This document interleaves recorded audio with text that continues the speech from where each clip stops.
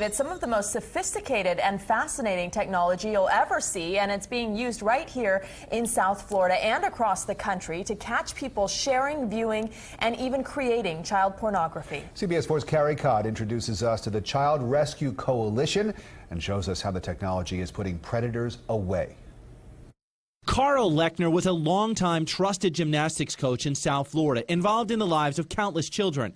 And according to detectives, Lechner had a strong interest in watching and viewing child pornography.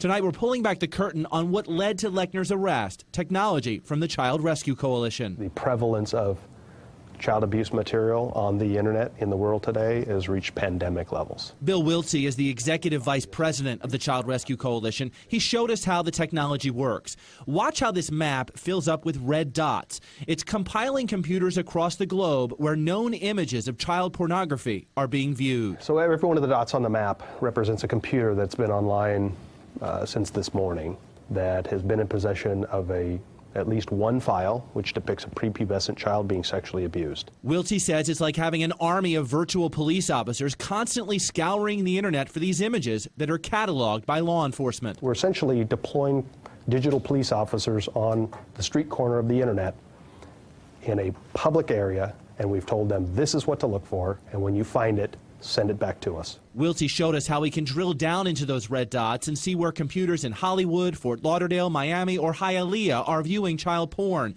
Wiltsey says his organization has no idea who's viewing the child porn. He says the only thing that's put in the agency's database is the information that can locate the computer.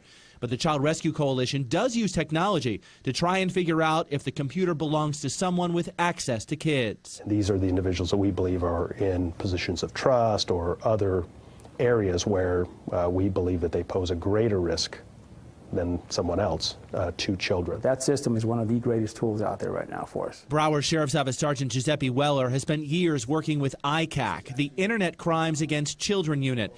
He says the Child Rescue Coalition has helped find people who consume and create child porn and even people who molest children. The ones that are hiding behind the doors or in their rooms or in their houses, or your next door neighbor, has exposed a lot of people who are actually hands-on offenders to children. And Bill Wiltsey says it's the goal and passion of the Child Rescue Coalition to get suspects like Carl Lechner off the streets. And our focus and our mission is to supply law enforcement with everything they need to find those that victimize kids.